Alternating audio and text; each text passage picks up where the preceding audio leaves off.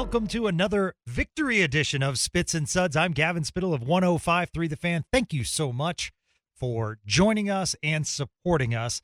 And today we're going to do a little collaboration because joining us from Locked On Stars is the greatness of Joey Erickson. I tell everyone, please check out his podcast as well. Together, we are growing Stars content in DFW and beyond. How are you, my friend? I'm doing fantastic, Gavin. Thank you so much for having me on. I love the opportunity to chat Stars with you, and it's a great week. Stanley Cup playoff hockey is just so invigorating, and it's really thrilling to watch the Stars play some of their best hockey over the last week and a half or so, because it was quite the adventure the last month of the regular season. But they're playing great now. They have a series lead and a chance to close things out. And I think if you polled the majority of Stars fans, Gavin, I don't know if they would say Dallas would be at this point in this opportunity. But it's been great and a lot of fun. But again, thank you so much for having me on. Love chatting with you. Yeah, absolutely. Let's start out with a game, Mr. Erickson. Wyatt Johnston scores 9 seconds in. That's the fifth fastest playoff goal in NHL history. Name that second, Joey, as far as what is the fastest. Maybe 4 seconds, Ooh, possibly the close. fastest. That Okay. seems really quick. Is it 5? 6. 6. 6. Okay. Yeah. Okay. 4 would be quick, but I could see a McDavid or Gretzky just flying down the middle of the rink. But 6 feels about right. Who scored the tally? Don Kozak for the Los Angeles Kings, 6 seconds, April 7th, 1977. All righty. Awesome. Yeah. Can't say I knew that one. That's for sure. I would have lost that trivia question. That was unique. Let's talk about this roller coaster series, because that's what it kind of is. Both teams evenly matched. Both teams dominate one game. And, other than that, it's been pretty close. I really like what Pete DeBoer said before the game as far as our top 6 need to answer the bell. And he had said previously as well, as far as straight lines, getting in front, just a lot of things that Coach DeBoer is saying, when they come to fruition, I think the Stars win. And that's really important. I feel as though this team responds to what the coach is saying.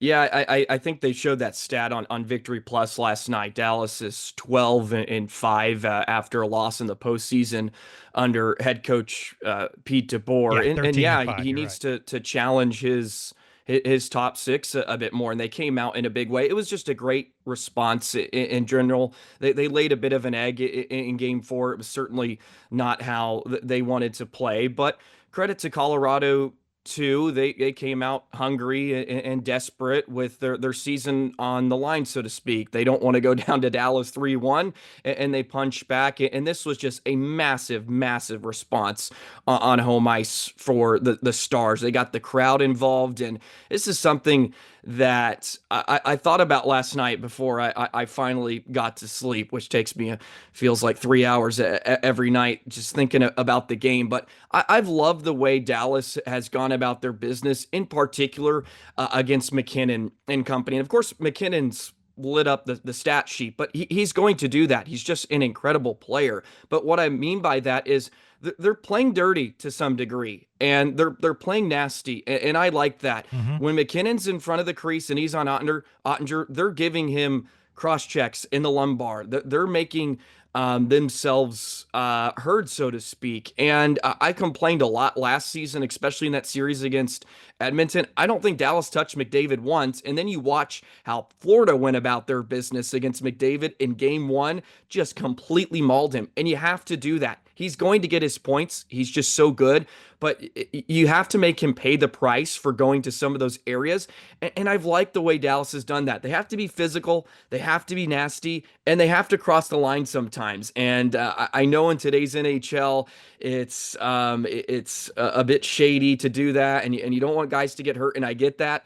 But good teams this time of year, they play a little nasty. They play across the line. I think Dallas has done that to some degree, and I've really liked that. But also, when the big boys score, Dallas is going to beat Colorado 9 times out of 10, in my opinion, because they're just so deep. I think they've done a really good job against the Natchuses of the world, the Lekkonens that have had some games, but haven't heard a lot about Brock Nelson. Haven't heard a lot about Coyle either in this series. And if Dallas gets their big boys to score, they're just too deep. Even without Robertson and Miro, they just feel like they have too many weapons, and I think that was proven a bit in Game 5. And also there was some puck luck there. Let's not be silly about it. They had a couple bounces that went their way, but Blackwood was shaky. He looked human last night, and maybe that seeps some doubt into Blackwood heading into Game 6. Yeah, I thought in the neutral zone they eliminated the turnovers that they've had. And the other thing was the quickness of their outs in the defensive zone, which put Colorado back on their heels and created some odd man breaks. So I really like that, because when Colorado's hitting on, we saw it for a little bit in this game, when Colorado's hitting on that deep forecheck, they create a lot of turnovers, and then they go in the offensive zone and do their work. Yeah, they're very quick on transition. In that first period in particular, Dallas did a great job, their defense in particular, on their gaps. And Colorado fumbled a lot of pucks at the attacking line because Dallas was keeping that close gap. You saw Lindell, Cece get a few poke checks, forcing the puck back out to neutral ice. And that forces Colorado to have to reset consistently. And then in the second period, you saw Colorado get to their game a bit. And then all of a sudden, they make it a one-goal game because Dallas was just giving them way too much time and space through the neutral zone. We saw that in Game 4 where they're just humming, pouring into the Star zone. But Dallas did a better job of that in the third period. Of course, it helped to have a 3-goal lead, and they were able to shut some things down. But they have to take as much time and space away from Colorado as possible, because you mentioned when they're heavy on the forecheck, they're going to force a lot of turnovers. And when Dallas's defense can move the puck out of the zone quickly, more good things are going to happen than not, because sometimes they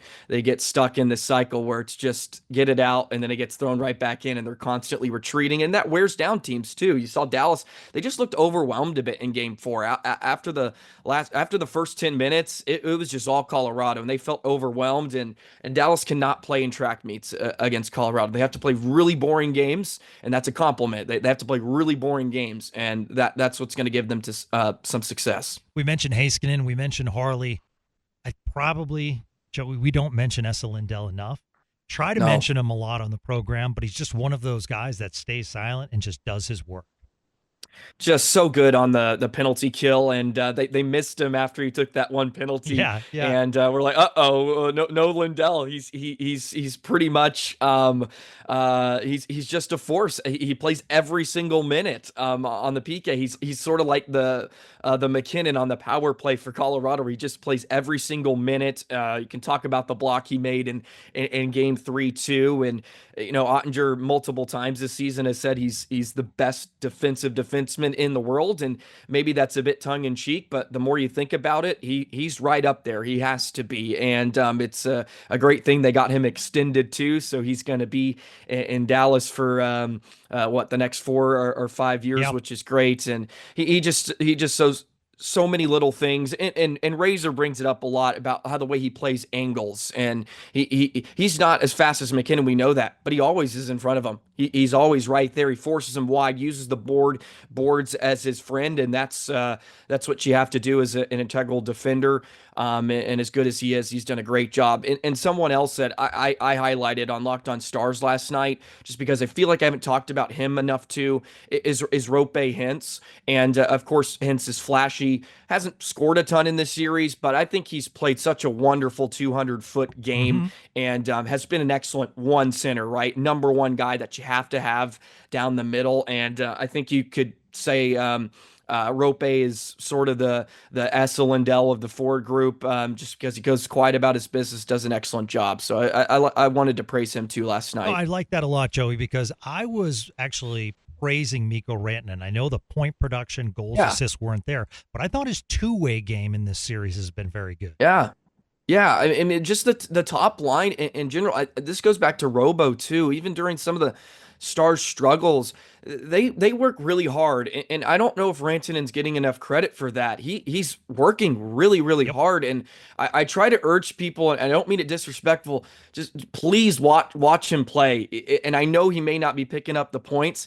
He's doing a lot of great things, Sure and is. he leads the Stars in shot attempts. He has the most shots on goal for Dallas in the series, and I know part of the issue is he has to score. I'm not a loner on that. I understand he has to score to be effective too, but doing a lot of great things too on the defensive zone, like you mentioned, and helping out. And those are winning plays, and it's not always who staffs or who stuffs the stat sheet.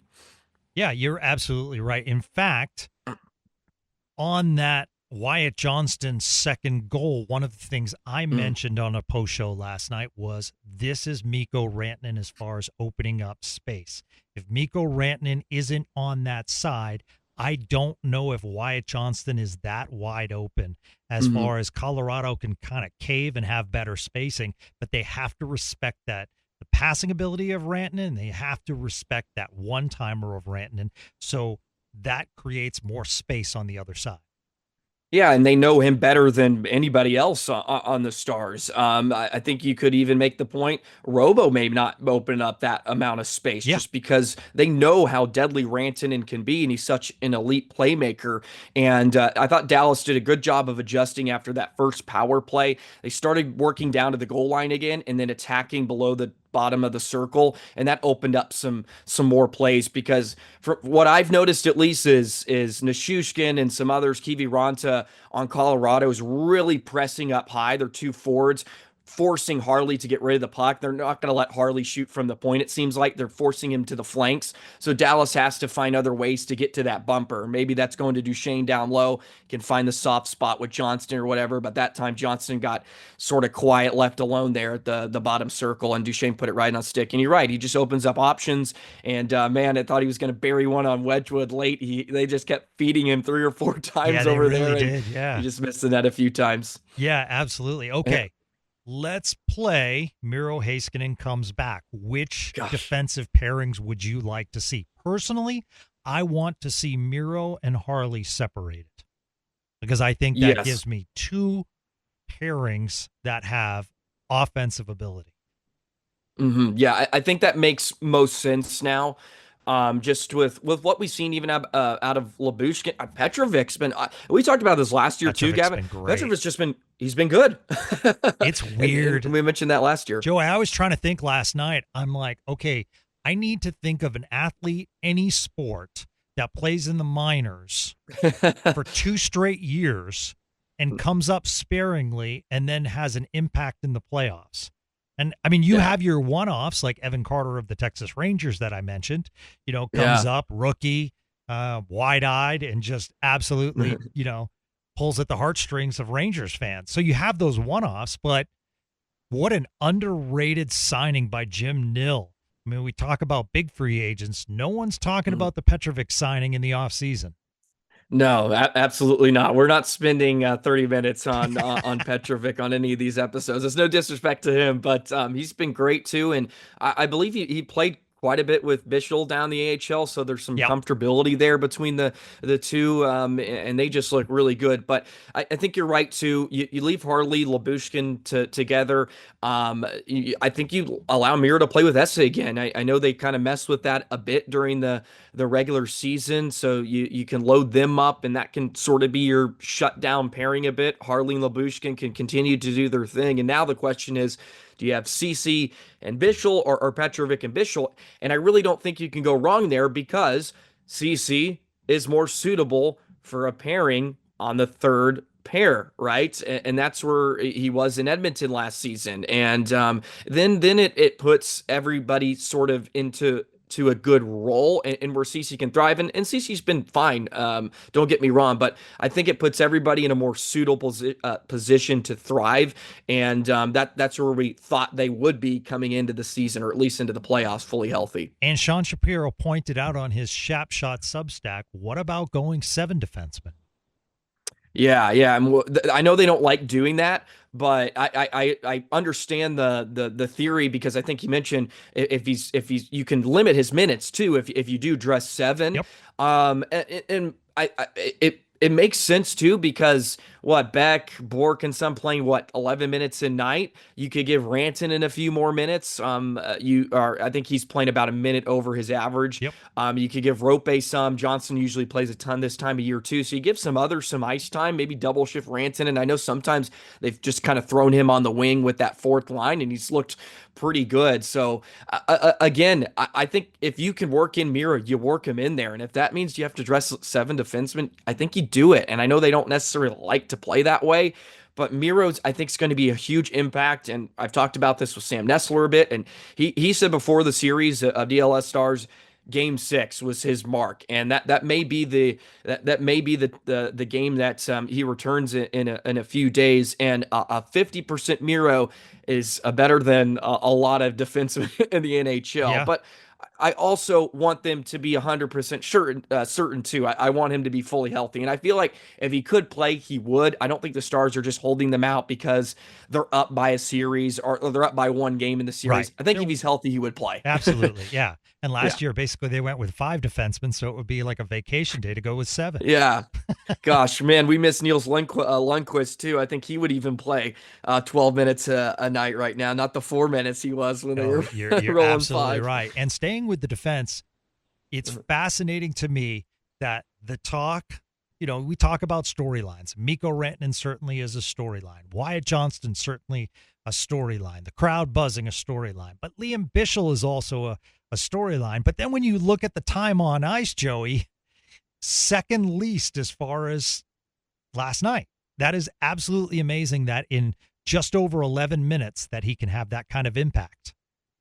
Yeah, and look, I've said it too throughout the season. He gives Dallas something different, and he throws his weight around. He plays with that edge, and we talked about it a lot in the offseason. I think you even mentioned it. Dallas needed to get more physical. They needed to get heavier, and I don't know if it's coming from the off-season acquisitions necessarily, like Lyubushkin and Dumba, who's been a healthy scratch now for the first 5 games, but who cares where you get it? And he was nails last night, just nails, and he's getting the crowd into it. And for a rookie, what was he, 21 years old or something like that? Maybe even younger than that, 20. He's 20 years old.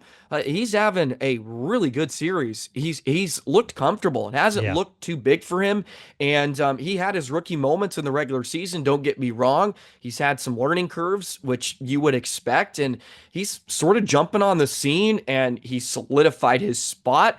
The Stars cannot go away from him. That says a lot for head coach Pete DeBoer and a staff that we know loves their veteran players. They're always going to side with those veteran guys, and to just trot a 20-year-old out there. And again, he's not playing a ton of minutes, but to trust him enough to play 12 against some of the best talent in the NHL consistently says a lot about the type of player. And boy, it looks like Jim Nill and the Stars hit a home run with another pick.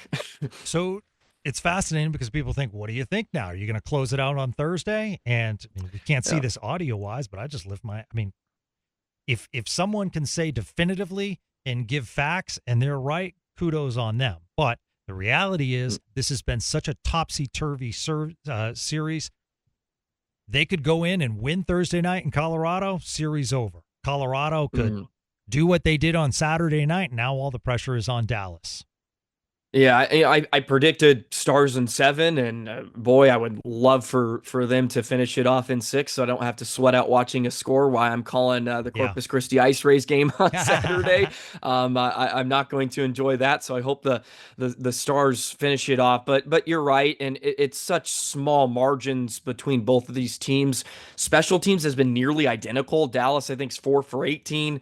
Colorado's 3 for 17 now in the series, and this is just just a public service announcement for both fan bases. If you lose by 4, the refs are not your problem. I promise you, the officiating's bad for both sides, and just let it go. I know both teams are complaining about it, but special teams has been so slim, and both teams have capitalized. Both teams haven't. So I promise you, officiating's not your problem when you're losing by 4. So Joey, on that point, and listen, I love Stars fans, absolutely. But first, Josh Manson does not dive. He is not. I mean, that's a tough player. So what the example I gave last night is I gave everyone a homework assignment. I want them to run around their couch once. Okay. And there's no way when they go around their couch that they're not going to try to cut that corner. So replace the couch with the goal. Okay. Yeah. Of course you are going to turn and you are going to plant that foot not flat. So it's going to be on an edge. These are razor sharp blades they're using. So if the slightest stick hits it and it's on edge already because he has to cut that corner, that's tripping. Yeah, you're gonna fall. Like you're gonna go down. And I've said it too. I don't like the amount of power plays. What, 35 almost, which is pretty abysmal. I think it's a disgrace to some degree. But I've said this too. I think there may be 2 penalties in Game 6. The elimination games, refs really swallow the whistle. So don't expect this to be some special teams fiasco. I don't know why it takes 6 games or one team to be on elimination to start swallowing the whistles. I think they should let a lot more go. And I don't think this crew is going to move on. That's just my opinion based off what I've seen. I haven't watched a lot of the other series, but either way, I think it's been crap for both teams. And I think it's fair. And look, if Dallas is flopping or whatnot, good for them. I think they need to do whatever it takes to draw whistles. And that's the modern NHL. If you have to flail to get a call, you have to flail to get a call. I would like Dallas to pucker up offensively a bit more on the power play and pitch in a bit more. It would help them. But either way, we're getting off a bit of a tangent on officiating. But it's funny. We need that Florida-Tampa refs to fly in because those hits are just like, wow. And they're not calling anything. Well, and I love John Cooper's approach. He was asked about, I don't know if you saw the answer, and he just sat there. He's like, do you have an opinion on it? Because I get it too. Like, we want to be safe. And look, I'm not trying to protect Ekblad for the forearm shiver to Hagel's face. That was absolutely poor. But at the same time, like, it's a high physical, violent game. It's like football in a lot of ways. Like, you're going to get some nasty hits. And I know we're in an era that we don't like to see this all the time, but there's going to be injuries. Like, it's just how it is. And you have to toughen up a bit. And there's always going to be controversial calls. There's going to be controversial hits. And that's just hockey. And you got to move on. And we all love it to be sunshine and rainbows and nobody gets hurt, of course, but it's just not the reality of it. One of the non-talking points is Jake Ottinger, and that's a good thing, Joey. Yeah, well, Jake's been fine. I didn't look. I know a lot of people loved his game in Game 4. They thought he did an excellent job. And look, I'm not here to disparage that. I didn't think he was very good either on the couple of goals he gave up, in my opinion. But by no means was Game 4 a loss on him. But they need him to be better in those situations. And he's let in a couple soft goals for my liking, but it hasn't been like he's lost them the series by any stretch. But he's been damn good. I said all the time, like, he's just been fine. More often than not, we're not complaining about Ottinger when the Stars lose a series or have been knocked out of the playoffs the last few rounds. It's been the offense, which was sort of a big story going into last night, and it's been the power play, which it's been pretty good. It's been timely. They scored that big goal in the second period last night to respond, and that's just sort of been the that's just been the conundrum, I think, for Dallas in the playoffs. Is the offense and the power play going to help you out? Because I think Otter's always been pretty lights out. Seems to get better from games 5 through 7. He just seems to be locked in, and he was really, really good last night. Hard to stop McKinnon from the hash marks when he's all alone. He's just too damn good. Absolutely. That's a tough matchup for anybody. I feel bad for Duchesne, but I'm like, keep him out of the middle of the ice. Like, try to get him down the wall. That's when you miss He's always Miro. going to get to that spot at the end of the day. He's too fast, but yeah. So I had the keys to the game, and we'll end on this. And I'm going to keep these keys as far as what needs to happen on Thursday night. I have play in straight lines, net front presence to put pressure on Blackwood, be Mhm. physical. It was a free skate when Colorado won that game. Mhm. Dallas was allowing Cale Makar to do whatever he wants. And the Mhm. face-off circle. That's a stat that was interesting last night. Dallas wins the face-off battle. I think that was the first time in Mhm. the series. So, when they win in the circle, that equals puck possession. Anything Yeah, you'd and like to Sagan's add? been great. Yeah, Sagan's Yep. what, 56% Yeah, in the Wyatt Johnston was series. great last night.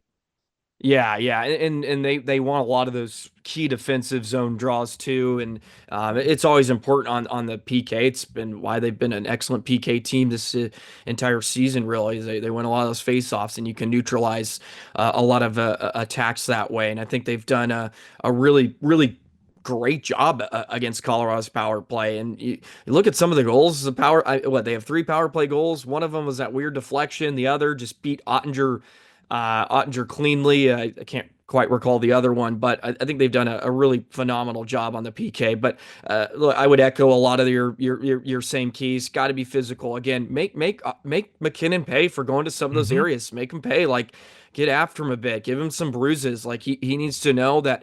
It's not going to be a free ride, and it also will keep him from going in there with as much confidence, knowing that if I go here, like I'm going to get whacked or something. And I like that edge Dallas is playing with. It would be great if they could get out to a lead. That like game four, where it's like you actually played pretty well off the hop. You get the power play, and then it just fizzles, and then boom, you give it the shorthanded goal. You kind of blew your chance, and sometimes it's you just get those little pockets on the road. And we saw that a bit. I think in game six last year when Dallas was able to close out the series, Dallas wasn't their best game of the series. Like they just kind of played that typical road game where they were kind of holding on. And as the game kept going, as the overtimes kept stacking, Dallas kept getting better. You may have to get that. Rottinger has to make a lot of saves. They're kind of swimming a bit, but they're able to just hang in there, keep themselves within striking distance, and then boom, that power play can score, or boom, the offense comes alive. And look, Blackwood now, after a bit of a shaky start, you got to test him, and they have to test him a lot here in Game 6. Like make him try to beat you because he looked human last night for the first time. So Saturday night, and I've been pumping the tires on this. I went to the U18 World Champions Yeah. ships in Frisco. I saw USA versus Sweden, nice little tilt, and then watched the Stars game. And I say that to say the following: that the Lone Star Brahmas are matching up against Mhm. Joey's Corpus Christi Rays. I got mixed emotions, man, because I want you to do well, but I want we want the Brahmas to do well. That being said, terrific hockey happening because a lot of these kids have signed D1 or Division 2 or Division 3 deals. This is a great league, the NAHL. It's very physical. It's going to be a great series, right, Joey? Yeah, it's going to be an absolute war. This is going to be a war. These two teams do not like each other. There was a giant line brawl earlier in the season that was about. I think we had about a combined over 700 penalty minutes in the game. They're not very fond of each other, and yeah, there's a lot of good players on both teams. There's a bunch of Division 1 talent on Lone Star, and there's some Division 1 talent on the Ice Rays. And I can't wait. Couple games at NITEX. So if anybody's able to make it out, it'll be a lot of fun. Maybe if Dallas is able to finish things off on Thursday, it gives you a free weekend, and games are on Friday and Saturday out in North Richland Hills. And then unfortunately, we have to play our home games for the Ice Rays out in El Paso just because of a big Buck Days parade back in the Coastal Bend, and the rodeo is in town, and the rodeo takes precedent Ah, over hockey, unfortunately. But that's South Texas for you a bit. But yeah, it's going to be really tough. Lone Stars are defending champions.